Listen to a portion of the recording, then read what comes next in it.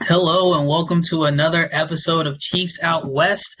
I am not Kia. My name is Butch Davis. I'll be your host today. Kia is not able to make it with us, so we're going to go with a quick Week 12 pick'em. I'm actually very excited for this week of football. This week of football in the NFL has some incredible matchups. Has some implications for the Kansas City Chiefs as well. I'm trying not to let my bias come through in my picks just because I want the Chiefs to get their bye when the playoffs start. But let's go ahead and start from the top. I have Denver versus Buffalo. Let's see where this game is being played at. So Denver's playing in Buffalo. This is a game that I personally don't think that the Denver Broncos really stand much of a chance in. The Buffalo Bills are very good. Like, they are very good defense. They can stop the one thing that they likes to do. They're obviously going to be relying on running the football a lot. They're going to be relying on putting Phillip Lindsay in space. And Buffalo has got those portions of their defense figured out, and they have probably the one Weapon X. I call him Weapon X out there. Tremaine Edmonds at middle linebacker, 6'5", 240. That guy that can stop the run and defend the pass. He's the reason why guys like Isaiah Simmons are going to be going to the top 10 because he's been so good. Let's see. Kia shot us some of the scores as well from wherever his location is at the moment. So Kia says that Buffalo's going to win 21-14. I agree with Kia. I have Buffalo winning this one 18-10. Excuse me. All right, next game. The New York Giants take on the Chicago Bears in Chicago. Yeah, this is going to be an interesting game. Here's two offenses that just can't seem to get out of their own way. I think I saw somewhere Giants are something like 24th in the league in turnovers. Turnovers are those one things that it's difficult to call when they're going to happen. They happen so sporadically, but there's a few teams where you just feel like every game they're going to turn it over, and then it's going to screw up the game. And the New York Giants are one of those teams that I'm certain are going to very much go on the road and find some way to lose this one. Kia agrees with me as well. He has Chicago winning 21-13. I have Chicago winning 23-16. Mitch Trubisky bounce back game. Some of his detractors will chill for just a minute until he finds a way to screw up the following week. All right, next game. Pittsburgh Steelers take on the Cincinnati Bengals. This is a game that the Bengals, they're ready to roll over right now. They're ready to give up. No Auden Tate. The offense just has nothing to it. Ryan Finley looks like, he just doesn't look NFL ready right now. It's tough because I like Ryan Finley, but there's a reason why he was a fourth-round quarterback. Shows in his play he's not able to get through his progressions properly, even against a depleted Pittsburgh offense that's probably not going to put up any points whatsoever. They're going to find a way to lose. They're going to find a way to lose at home in front of absolutely no one. Kia has Pittsburgh winning 20-10. I have Pittsburgh winning 13-9, and just a miserable outing in Cincinnati. All right, next game. The Miami Dolphins take on the Cleveland Browns. Okay, so we all know what happened with the Browns the last time they played a game. They ended up losing while they were winning. How do you lose a game that you win? Well, you lose by losing some of your good players. Larry Ogunjobi, I think, is serving his suspension in this game. Of course, Myles Garrett's not going to be playing in this game. So many people have been fined and are probably not going to be playing this game. Not to mention that Cleveland has a beat-up secondary. This is actually going to be a little closer, I think, than what even I was originally willing to think. Because Miami does have one or two of those games in them to where they can pull out something from their defensive game plan, be able to stop the run, heat up the pocket. Next thing you know, we're in a scrap towards the later portions of the game. I think that's what's going to happen here. But ultimately, it's not going to be enough. Cleveland is going to be predicated on running the football, keeping it away from Miami, playing physical along the offensive front. I think they caught on to something here. Kia has them winning has the Browns winning 31-27. I don't think it's going to be quite that high scoring, but I have Cleveland winning as well, 20-17. All right, next game, the Tampa Bay Buccaneers versus the suddenly hot Atlanta Falcons. Who would have thought that? Where did this change come from? So Dan Quinn swallows his pride and decides he's not going to try to lose his job, and the Atlanta Falcons end up winning some games. Yeah, this is going to be interesting. Tampa Bay can still throw the ball deep. I'm not sure if, they had a couple of injuries, so I'm not sure if Mike Evans is going to be playing in this game. If Mike Evans is playing in this game, actually, you know what? Let's check it. We have the information right here in front of us. Why be ignorant about it? So Tampa Bay has ruled out Anthony Nelson and MJ Stewart. So they're already missing. Their secondary is already trash. So they're going to be roasted either way. But it looks no. Mike Evans is going to play in this game. This is going to be tough. Okay, this is going to be really tough. Atlanta thinks they're good. They're inside of a dome. The speed for those receivers is going to be faster than it's ever been. I don't know. Kia has Atlanta winning 35-24. I have Atlanta winning as well. I think the turnaround that we're seeing is defensively driven. I think as a team, they're able to scout thyself, self-scout thyself, understand what they were doing wrong on both sides of the ball. They've gotten it figured out. Matt Ryan's going to be perfectly fine going up against this Tampa Bay defense. He's going to really light them up. I got him win. I got the Atlanta Falcons winning 27-19, and a nice little turnaround for them towards the end of the season. All right, next game. The Carolina Panthers take on the New Orleans Saints. Okay, so this is a game that we don't even need to really check the forecast, in my opinion, because they're playing in a dome. What am I talking about? But we don't really need to check the injury report here. I'll do it just for formality's sake, just because I have it here in front of me. So Carolina is not going to be trotting out Ross Cockrell and Greg Little. The Saints are going to be without Zach Line and Andrews Pete. That's tough, and possibly even Marshawn Lattimore. It's not going to matter. Carolina's offense has been figured out. They're just Christian McCaffrey. That's all they are right now on a consistent basis. They've had a couple of games where they've been able to move the chains, but they're not a legitimate threat. They're not a team with the type of multi-dimensional offense that is going to take to be able to beat the New Orleans Saints. Kia has the Saints winning pretty handily, 31-21. I had the Saints winning on blowout, 34-18. I think Carolina really gets smoked, and then their season goes into the tank. That's unfortunate. All right, next game. Another morning game for us here on the West Coast. The Seattle Seahawks will be playing in Philadelphia. They'll take on the Eagles. All right, so the first thing is obviously the weather. At this time of the year, sometimes it can be a little sloppy, a little muddy.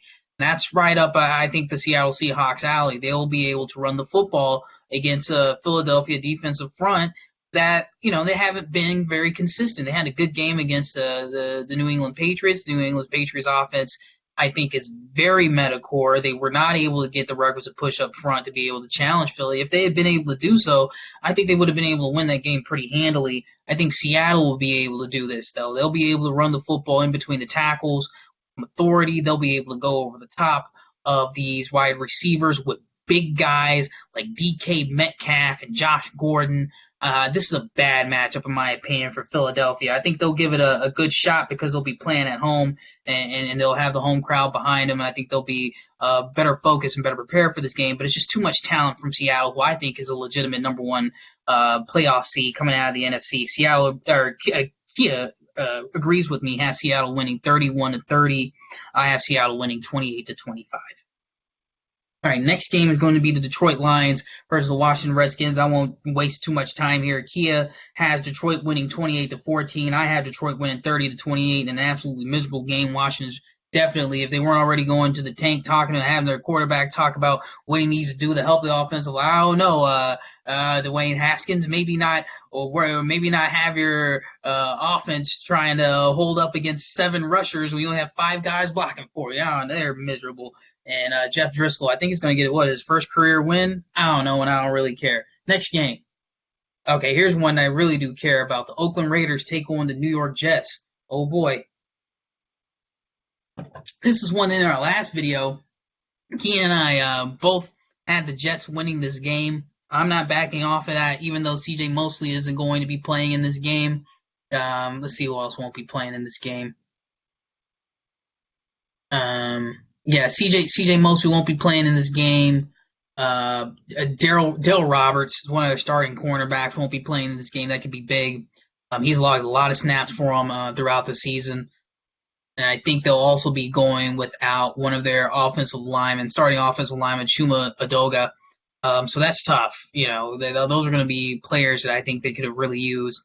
They're still, when we say they're the number one run defense in the league, we're talking on a yards per game basis. I think they can still stack up against most running offenses. This is going to be their biggest test as far as being able to stop the run. You travel that far from Oakland to New York, it's probably going to be a little dreary. The ball's going to be a little wet. It's going to be a little cold. You'd think this would favor Oakland Raiders. I think that New York steps up to the plate and they make Oakland very one-dimensional. Their offense wasn't great. Oakland's offense wasn't great against Cincinnati. They just had a couple of deep plays that they were able to supplement with some runs. Still, the defense I think is subpar. If they had any, if they were facing an offense that could find any way to push the ball downfield and have any sort of confidence to them, I think Oakland loses that game at home.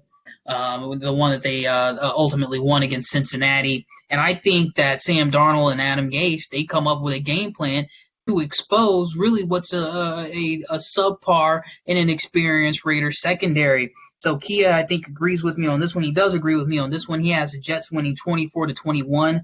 I have the Jets winning 17-14. Defensive struggle, but they'll be able to pull this one out. Next game, Jacksonville at Tennessee. Okay, AFC South matchup.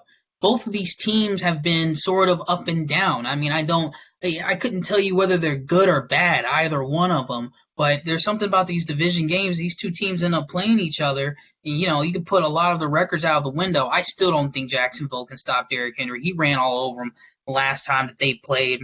And they're probably going to get smoked again. Jacksonville looks like it's ready they're ready to kill over these high-priced defensive veterans that they brought in a few years ago that helped, you know, take them to the AFC Championship game. They're looking older. Calais Campbell isn't holding up. Trey Herndon getting burned. You call him Trey Burnden.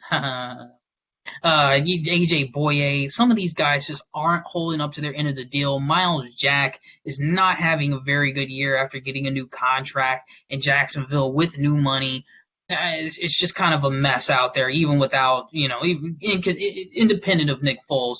I think the Jags are ready to roll over. I have Tennessee winning 35-17. I have this being an absolute blowout in Nashville. Yeah, actually has Jacksonville winning 21-18. All right, Kia, if you say so. Next game, this is going to be another really good matchup, in my opinion. The Dallas Cowboys go to New England. Look, Jason Garrett wants an opportunity now to really put his stamp on this team and for this franchise. He wants to try to prove why he stuck around for so long. And I think a bad thing would be for, you know, the rest of the NFL to sort of underestimate what they're able to do. Their offense is good. Michael Gallup is going off for them when Amari Cooper isn't getting open one-on-one. They're able to manufacture offense now, and they're able to manufacture offense deep down the field. Will it be enough against New England? No, probably not. I just don't think they have the type of passing weapons. But they should be able to run the ball, keep New England off balance. A couple of things go their way. You know, they get the ball back from what's been a decrepit New England offense. This game could get really, really close. Nonetheless, it's Brady, Belichick, November at home. I see this as being a tough game for Dallas to win.